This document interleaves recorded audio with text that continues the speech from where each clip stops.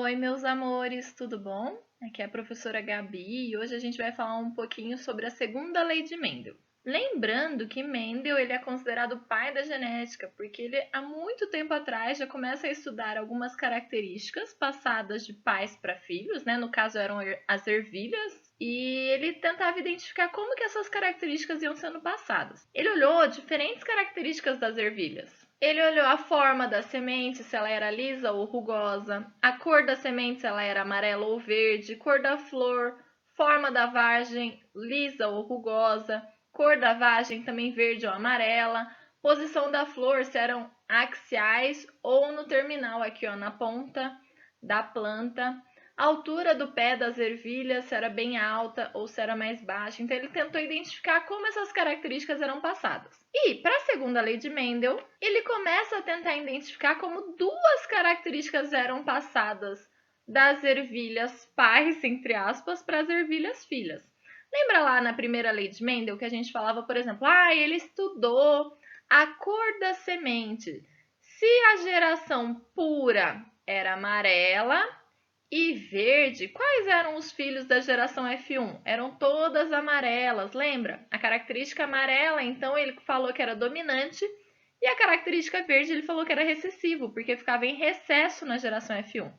E cruzava, fazia uma autofecundação na geração F1 para ver o que acontecia no F2. E na F2 ele viu 3 amarelas para cada uma verde, na proporção de 3 para 1. Lembra disso? Na segunda lei de Mendel, o que ele faz? Vamos ver duas características, então? Além de ver se a cor amarela ou verde vai passar, eu quero saber, junto com a cor, como a textura vai passar. Ou seja, eu tenho a geração lisa e rugosa, a geração lisa pura com a rugosa pura. Quando eu cruzo esses dois, eu identifico 100% de plantas lisas. Isso quer dizer que a planta lisa é dominante. E depois, quando eu faço a autofecundação dessa geração F1 lisa, eu vejo que eu tenho uma proporção 3 lisas para uma rugosa. Isso tudo que eu falei de 3 para 1 é a primeira lei de Mendel. Agora, na segunda lei de Mendel, ele quer ver cor e textura tudo junto. O que ele fez? Ele cruzou, então, aqui as vagens, por exemplo, com as ervilhas dominantes para a cor e dominante para a textura. Então, era dominante com a cor amarela e dominante com a textura lisa. Cruzou com a geração totalmente verde e com a textura rugosa aqui. Então, ele fez esse cruzamento das gerações puras iniciais. Lembra lá que eu falei que amarelo é dominante? Então, eu vou ter que o amarelo vai ser vezão, vezão. E eu falei para vocês que o liso também é dominante. Então, é rão, é rão. Lembra lá que eu falei para vocês que a cor verde é recessiva? Então, puro verde, vezinho, vezinho. E eu falei para vocês que o rugoso é recessivo. Então, rugoso é rinho na geração pura. Então, eu tenho aqui a minha geração pura inicial, dupla homozigoto dominante. Então, vezão, vezão, é rão. E dupla homozigoto recessiva, vezinho, vezinho, é rim. Nossa, pro homozigota, o que isso quer dizer? Homozigota quer dizer letras iguais. Tá vendo aqui, ó, vezinho, vezinho não é igual? Então, é homozigoto. Isso quer dizer que os genes são iguais. Olha lá, ó, vezão, vezão não é igual? Homozigoto. Cruzou essa geração pura aqui inicial. O que ele teve? Ele teve na geração F1 100% plantas com as vagens amarelas e lisas. Por quê? Porque teve o heterozigoto formado pelo vezão com o vezinho e o heterozigoto formado pela mistura do errão com o errinho. Olha lá, misturou vezão, vezinho, errão, errinho. Essa mistura aqui, o que formou? Formou uma semente dupla heterozigota. Olha aqui, heterozigota porque os alelos dos genes são diferentes. É uma maiúscula e o outro minúscula. Então, aqui são duplas heterozigotas na geração F1, com o fenótipo dominante. Fenótipo é a característica aparente, que eu consegui ver aqui, tá bom? E aí, nessa geração F1, ele falou, agora eu vou fazer uma autofecundação dessa geração F1 aqui, ó. Então, ele cruzou vezão, vezinho, errão, errinho, com vezão, vezinho, errão, errinho. E ele viu todas essas plantas aqui aparecendo. ele viu que tinha uma proporção de 9 plantas com a característica dominante para a cor e dominante para a textura, 3 que tinham a característica dominante para a cor, recessiva para a textura, 3 que tinham a característica recessiva para a cor, dominante para a textura, e 1 que tinha a característica recessiva para a cor, recessiva para a textura. Então ele viu essa proporção aqui, ó, que a cada 16 plantas que apareciam, 9 eram amarelas lisas, 3 eram verdes lisas, 3 eram amarelas rugosas e 1 era verde rugosa. Foi isso que ele identificou. Ai, professora, você falou um monte de coisa, não entendi nada do que você falou. Esse resultado nada mais é que o resultado do quadro de Pinet aqui, ó.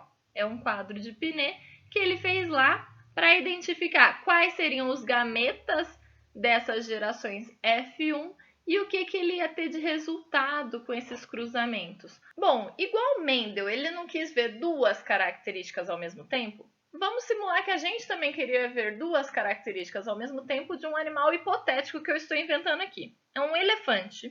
E a cor da pele do meu elefante pode ser vermelha ou azul. Eu já sei que a cor vermelha da pele do meu elefante é dominante.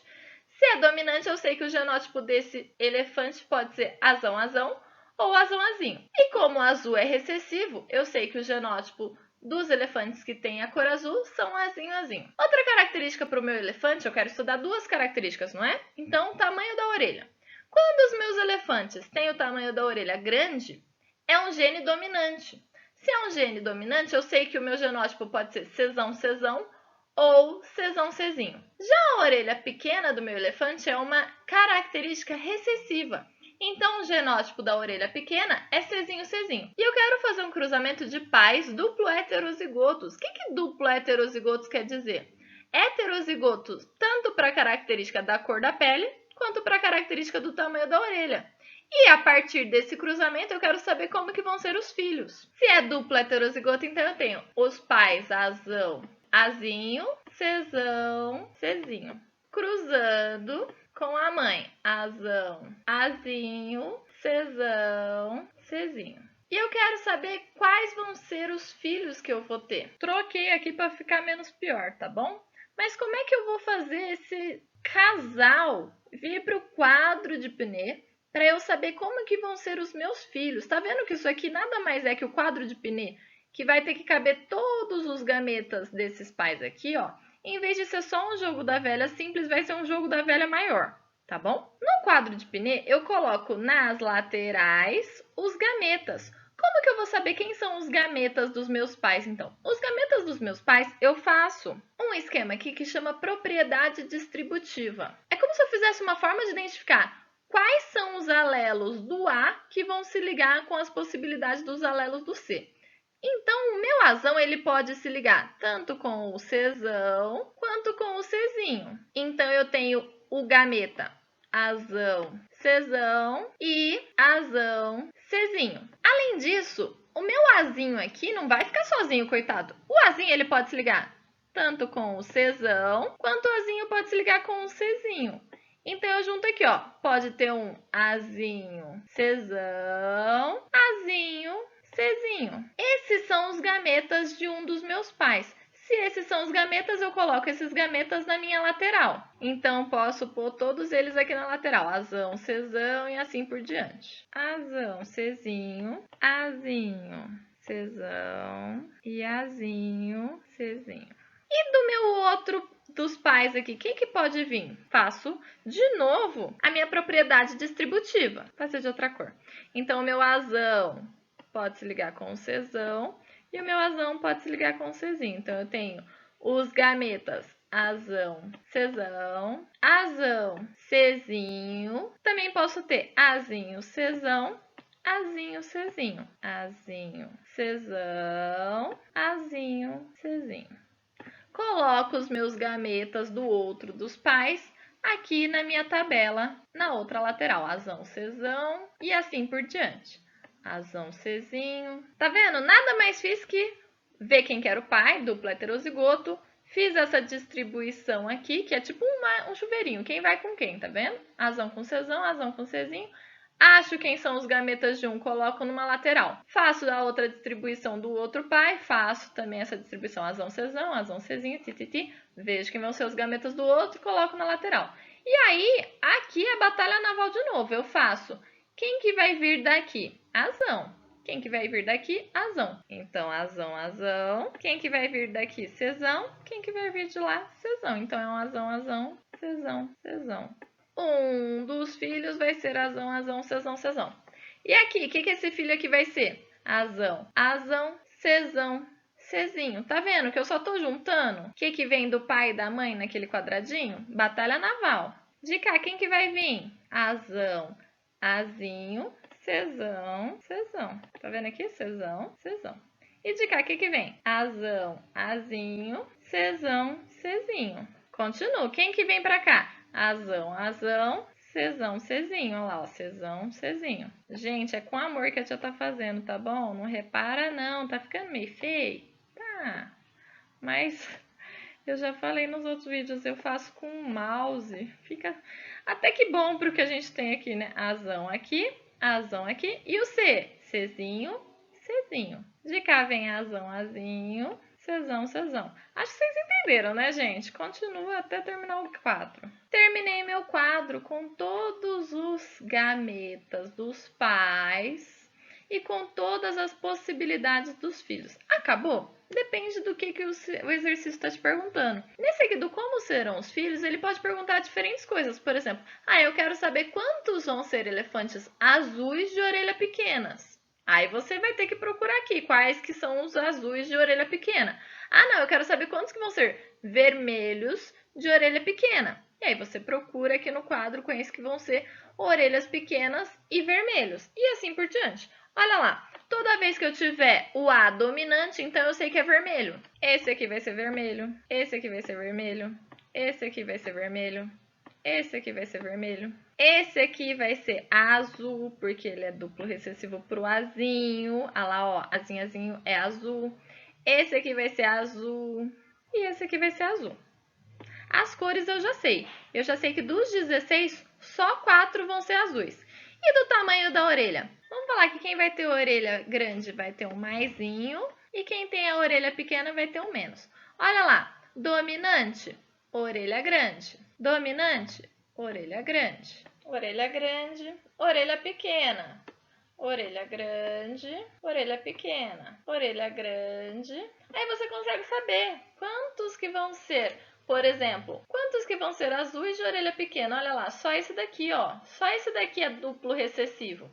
Quantos que vão ser vermelhos de orelha pequena? Olha lá, vermelho de orelha pequena 1, vermelho de orelha pequena 2, vermelho de orelha pequena 3. Então, 3 em 16 são vermelhos de orelha pequena. E assim por diante. Aí a gente consegue chegar na proporção que Mendel chegou quando ele cruzou as ervilhas dele também. Ele chegou que 9 vão ser dominante, ou seja, 9 desses 16 vão ser vermelhos com orelhas grandes. 3 vão ser dominante recessivo, ou seja, 3 vão ser dominante para a cor vermelha, recessivo de orelha pequena. 3 vão ser recessivo dominante, ou seja, recessivo da cor azul, dominante da orelha grande. E só um vai ser recessivo, orelha pequena e azul. Na segunda lei de Mendel, então, ele vê isso aqui, ó.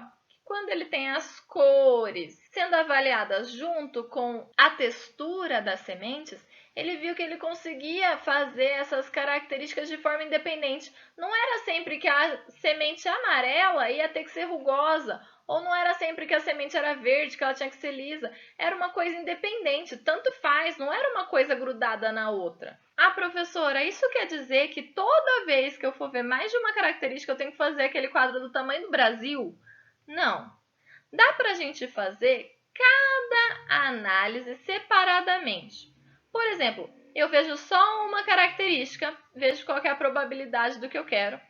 Faço outra característica, vejo qual é a probabilidade do que eu quero. Então, por exemplo, eu tenho pais duplo heterozigotos para a cor das ervilhas e para a textura das ervilhas.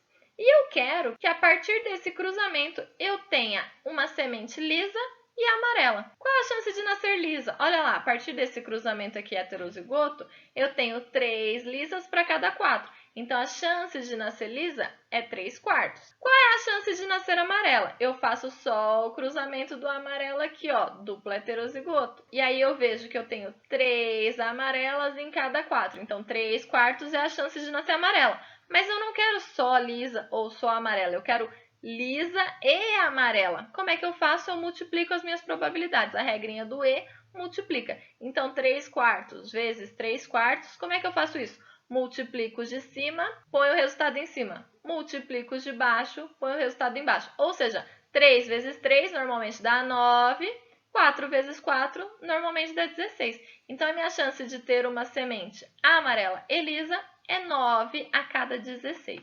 A segunda lei de Mendel, ele deu muita sorte porque é uma segregação independente. O que isso quer dizer? Que os genes, os fatores que ele estava avaliando, cor, textura, tamanho, as coisas que ele via estavam em cromossomos diferentes, eles não estavam no mesmo cromossomo.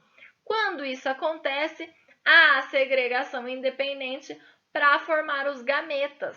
Segundo a lei de Mendel, é o que então? Pares de alelos que estão situados em cromossomos diferentes distribuem-se independentemente uns dos outros na meiose. Então, ele consegue ter que essas características são transmitidas de maneiras independentes. Tá bom, meus lindinhos? Eu espero que vocês estejam bem. Se cuidem bastante, tá bom? Estou com saudades. Até mais!